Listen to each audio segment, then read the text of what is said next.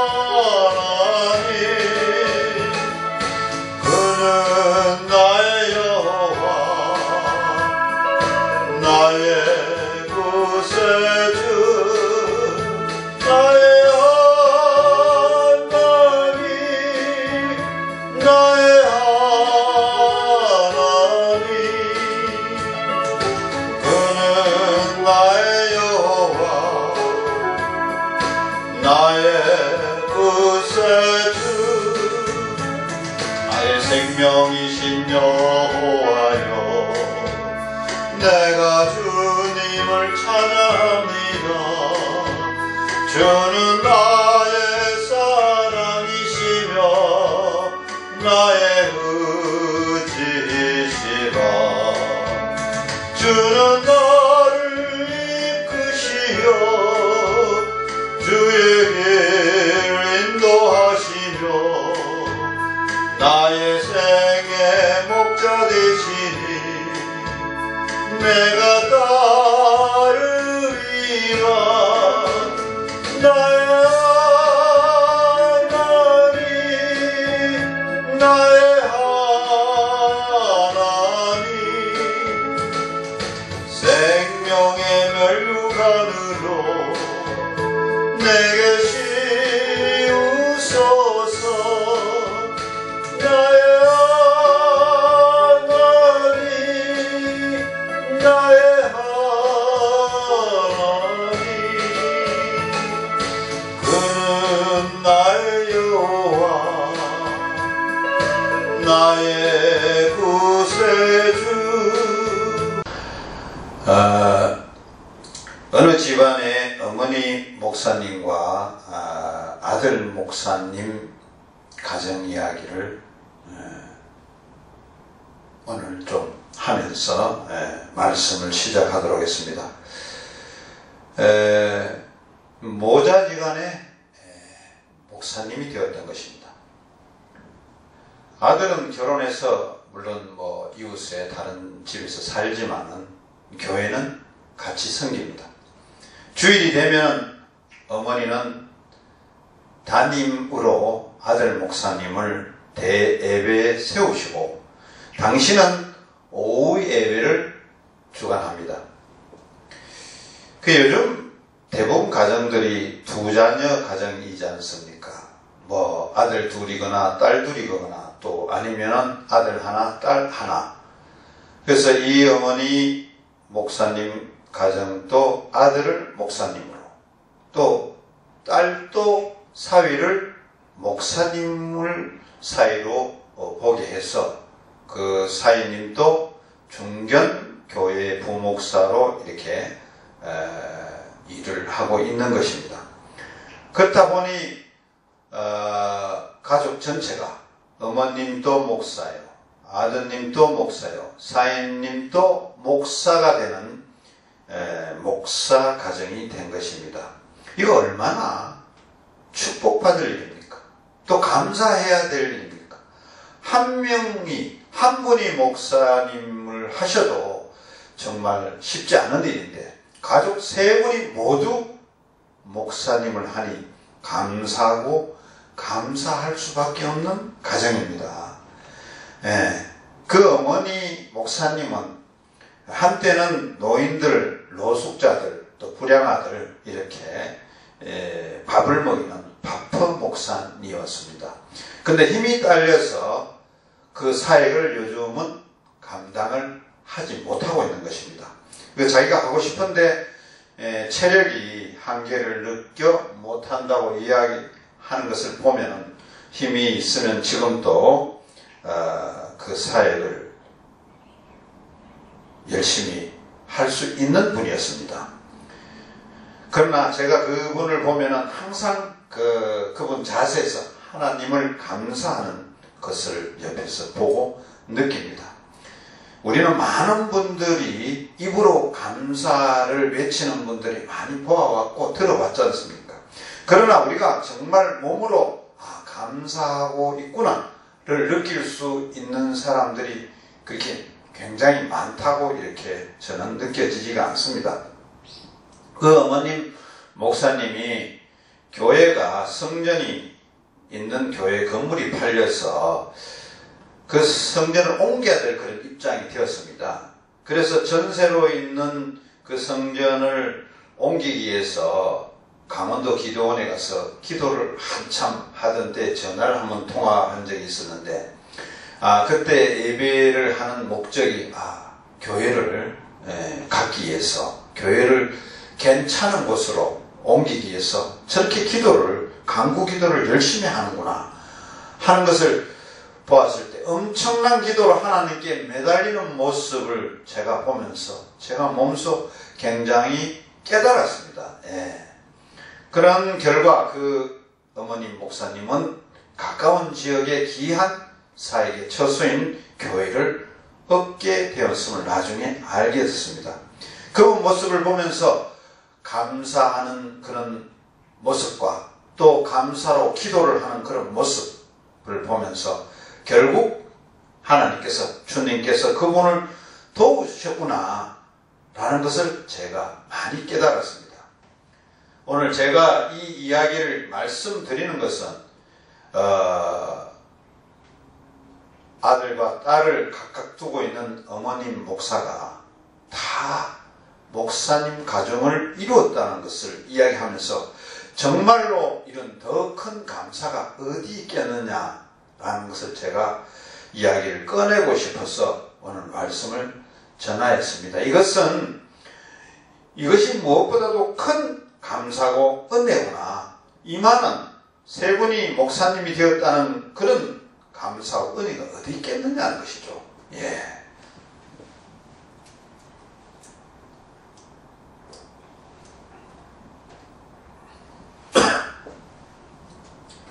하나님을 다 주인으로 섬기는 이 목사님들 가정을 보면서 오늘 이야기를 꺼내는 것입니다. 이런 거에서 우리는 감사 유형을 세 가지 유형으로 우리가 보면서 이야기를 전하고자 합니다. 첫째는 욕구 충족에서 오는 감사입니다. 배가 고팠다가 배불리 먹게 되면 감사하잖아요. 예, 배를 채웠으니까. 어렵게 살다가 상당히 삶이 좋아서지면 감사하잖아요. 그건 뭐냐면 상황이 나빠졌다가 상황이 좋아진, 환경이 좋아짐에 따라서 오는 감사입니다. 이것은 일반 사람들이 대다수 이 감사는 감사죠. 예. 욕구 충족에서 오는 감사라는 것입니다.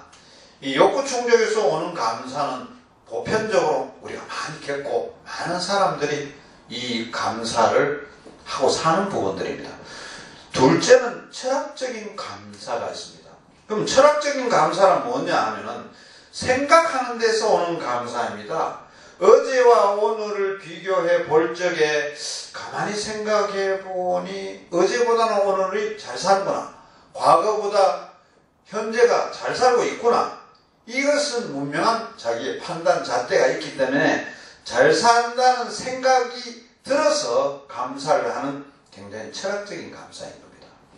철학자 탈레스가 대표적으로 철학적인 감사를 한 사람인데 기원전 주전 640년부터 546년 사이에 살았던 탈레스는 세 가지를 비교하면서 감사를 했던 것입니다. 그 뭐냐면은 금수로 태어나지 않아서 감사하다. 인간으로 태어난 것을 감사한다는 것과 천대받는 여자로 태어나지 않고 남자로 태어났다는 데에서 감사하다는 것. 또 야만인으로 태어나지 않고 헬라인으로 태어난 것이 감사하다는 것. 이 세 가지를 감사했는 것입니다. 그 시대에는 기원전, 주전 그 시대는 맞는 말일지는 몰라도 이 감사도 시대와 상황이 바뀌는 감사의 기준, 잣대가 달라진다는 것을 우리가 알 수 있는 것입니다. 여자로 태어나지 않아서 감사하다. 요즘 시대는 맞지 않잖아요. 옛날에는 구약시대는 여자는 인구조사를 하면 숫자 속에도 여치 않았다는 거죠. 인간으로 여자를 분류하지 않았다는 거죠. 지금은 당연히 인구조사하면 여자도 들어가고 요즘은 여자가 더 값어치 있는 세상이 되었잖아요. 이 감사의 잣대, 감사의 기준 자체가 환경이나 시대에 따라서 변한다는 거죠.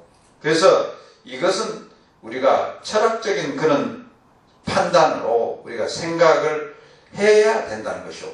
그 당시에도 헬라인으로 태어난 것이 감사하다 그랬죠. 예, 헬라인으로. 야만인은 헬라인이 아니라 로마인이 아니면은 야만인이고 로마 사람으로 태어나면은 하여튼 지성인이다. 이렇게 표현했던 그런 표현 같습니다. 그러나 감사의 잣대는 변한다는 거죠. 이런 어떤 그런 것을 봤을 때 이것은 보이는 대로 그런 생각이 드는 대로 우리가 평가하면은 철학적인 감사가 된다는 것이죠. 셋째는 은총적인 감사입니다. 이것은 절대적인 감사라는 것입니다. 본질과 존재 자체에 대한 감사입니다. 본질에서 감사하고 존재에 대해서 감사한다는 이야기죠. 환경이나 소유 이런 거 결국 따지지 않는다는 것이. 내가 하나님의 은혜로 무엇이 되었다는 것과 하나님의 은혜로 하나님과 내가 어떤 관계가 되었다는 것을 아는 데서 오는 감사입니다. 성경에 나오는 많은 사람들이 있지만 특히 한 세 사람을 보면은 욥의 감사도 유명하지 않습니까? 욥. 또 하박국 선지자 감사도 굉장히 유명하고요. 더 유명한 것은 바울 사도의 감사가 정말 유명한 것입니다. 바울 사도는 왜 감사했겠어요? 정말로 주님을 만난 것이 정말 감사한 사실 아닙니까? 이 철학적인 감사가 아닙니다. 이것은 은총적인 감사라 하고요. 또 절대적인 감사라고 합니다. 하나님이 바라시는 감사가 바로 이런 감사입니다. 은총적인 감사입니다. 오늘 본문 107편의 내용도 하나님의 사람들이 어떤 환경에서 감사해야 되는지 잘 말해주고 있습니다. 전체 내용 모두가 감사의 조건을 기록하고 있지만은 오늘은 1절에서 9절 그 본문에 나오는 감사 조건을 생각하면서 우리가 어떤 감사를 드릴지 한번 생각해 봐야 된다는 것이죠.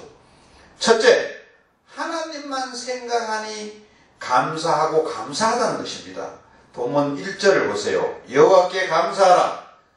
그는 선하시며 그 인자하심이 영원함이로다. 여러분, 하나님이 어떤 분이십니까? 하나님은 천지 창조를 하셨고 하나님은 처음과 시작이 아닙니까? 하나님은 모든 것을 관장하시는 사랑이 많은 분 아닙니까? 예. 그리고 하나님의 사랑은 변치 않은 분이십니다. 이렇게 좋으신 하나님이 우리한테 계시니 우리는 정말 감사할 수밖에 없는 것입니다. 우리가 정말로 자주 부르는 찬송 중에 좋으신 하나님이 있습니다. 예. 좋으신 하나님, 좋으신 하나님, 참 좋으신 나의 하나님,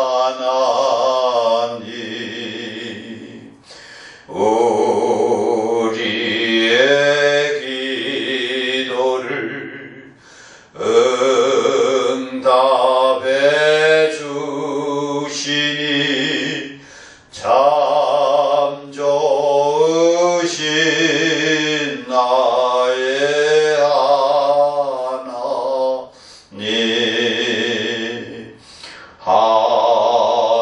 한없는 축복을 우리의 주시는 참 좋으신 나의 하나님. 맞습니다. 믿음이 깊은 성도일수록 어떤 조건 때문에 감사하는 것이 아닙니다. 하나님 한 분만으로 만족합니다. 하나님 한 분이 계시기 때문에 감사하는 것입니다. 이런 성도들이 되시기를 여러분들은 바랍니다. 둘째, 우리를 구원해 주신 하나님의 은총을 생각하며 감사가 넘칩니다. 본문 2절에 보세요. 여호와께 구속함을 받은 자는 이같이 말할지어다. 오늘 본문의 배경은 이스라엘 백성들이 바벨론의 포로로 끌려가 있을 때 하나님께서 그들을 구원해 주신 내용입니다. 여러분 생각 한번 해보세요. 지금 바벨론의 포로로 끌려온 백성들은 하나님의 은혜를 받을 자격이나 있겠어요?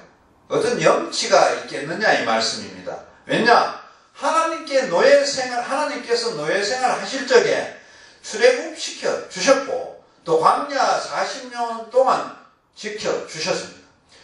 그리고 또 가나안 땅에 들어와서는 하나님을 버리고 우상을 숭배하고 교만해졌잖아요. 우상 숭배하고 교만해졌던 거죠.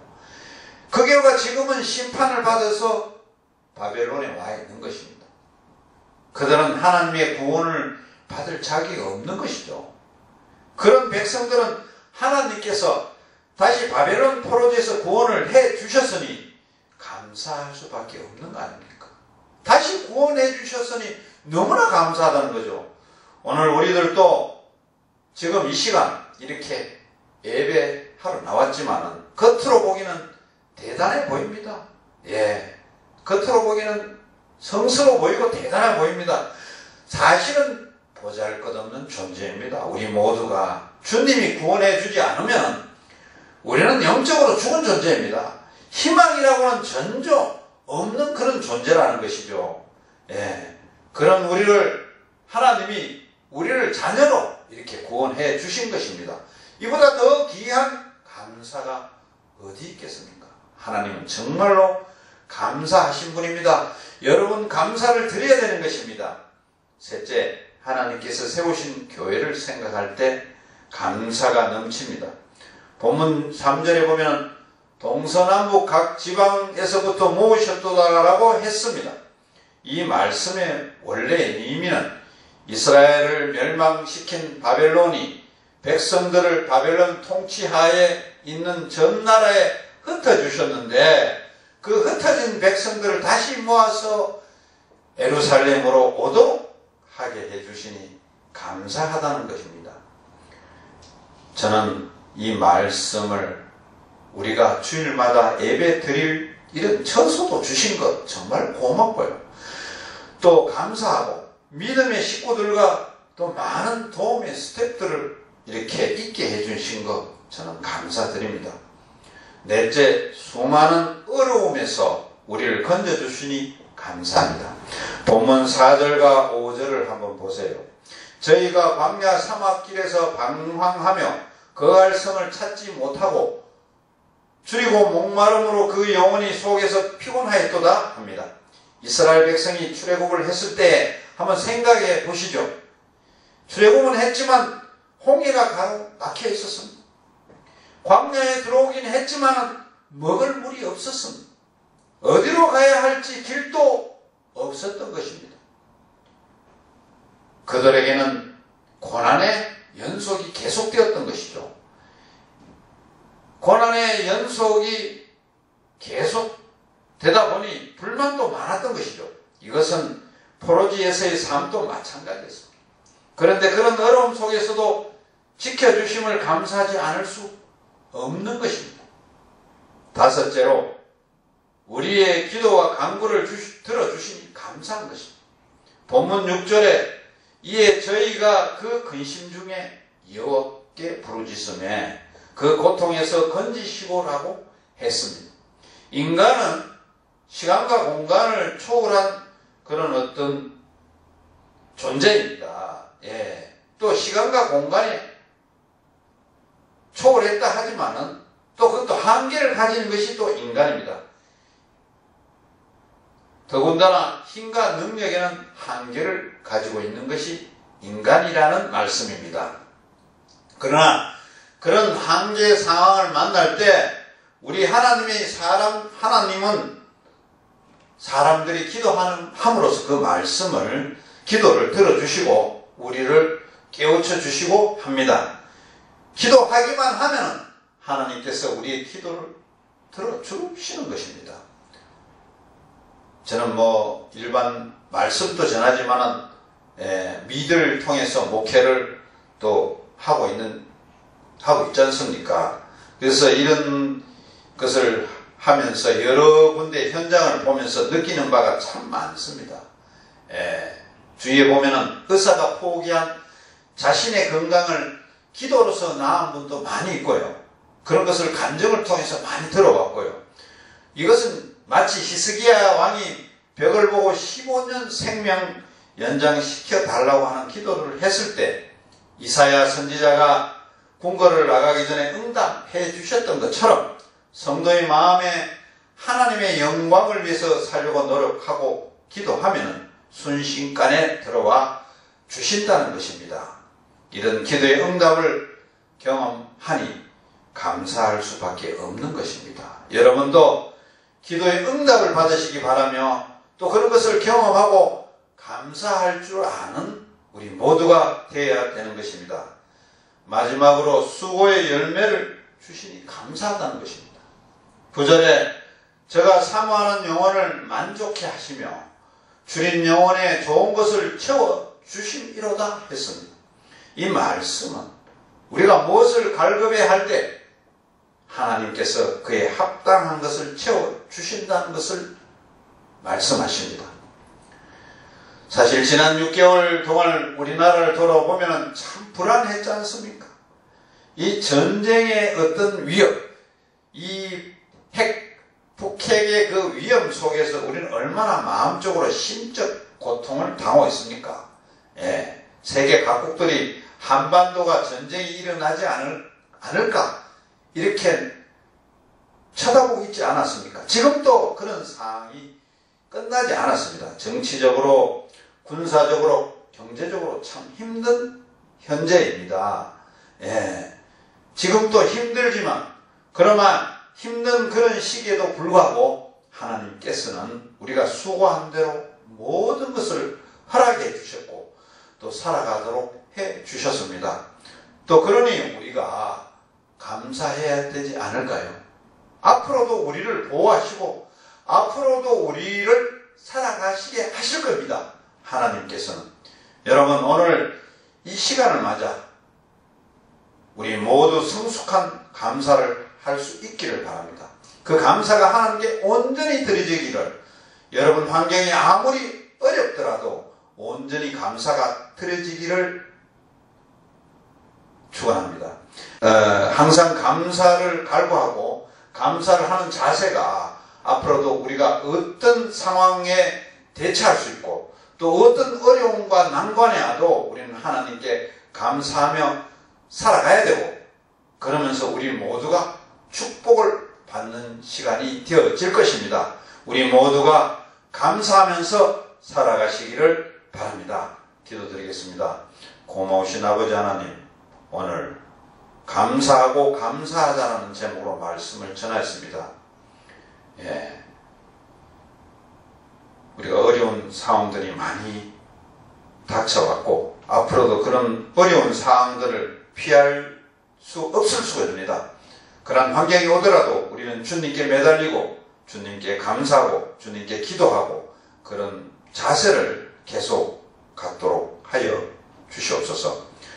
주님과 더불어서 동행하는 세월이 주님과 영원히 천국 우리가 가는 그 순간까지 우리를 지켜주시고 보호해 주실 걸로 믿고 모든 것을 예수님 이름 받들어 기도드리옵나이다. 아멘.